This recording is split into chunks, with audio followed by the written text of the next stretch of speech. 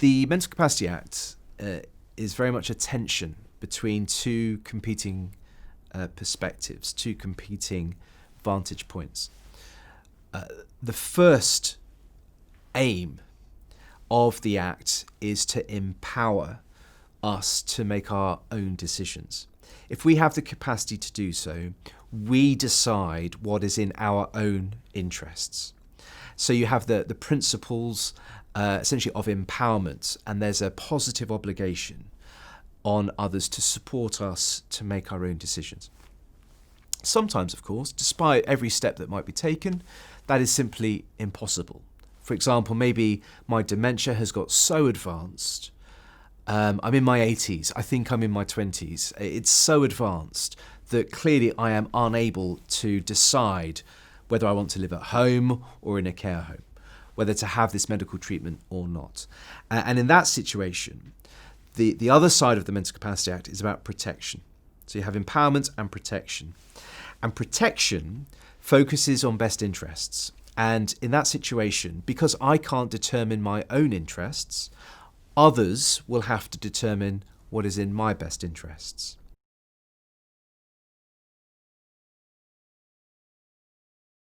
We have a checklist of factors, and best interests is very much like a melting pot where you put in a lot of different ingredients. In particular, what my wishes and feelings are. They go into a melting pot and we try and construct a best interest decision for me.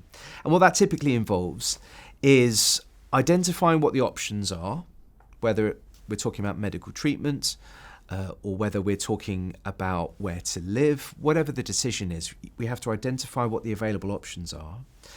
And then just like everyone else does in life, really, we have to weigh up the pros and cons, the benefits and disbenefits of each option.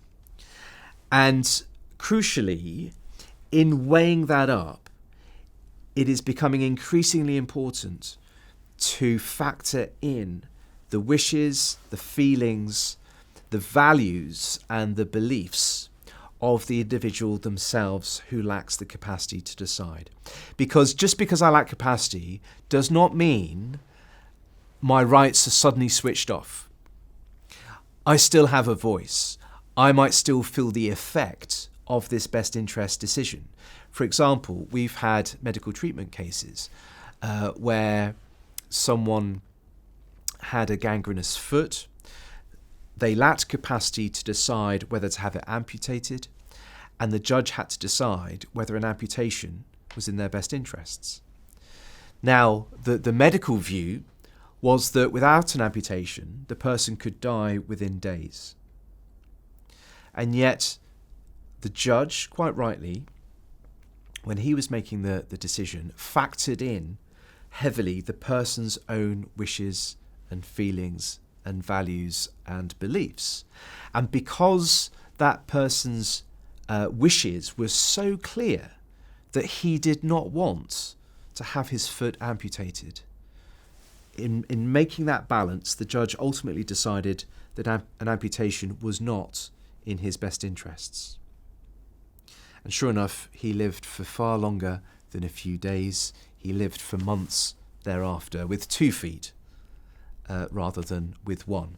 And that accorded with his will and his preference. And so we have many cases from the Supreme Court and down to first instance decisions where judges are encouraging best interest decision makers to give more and more weight to the incapacitated person's wishes and feelings when we're trying to construct this best interest decision for them.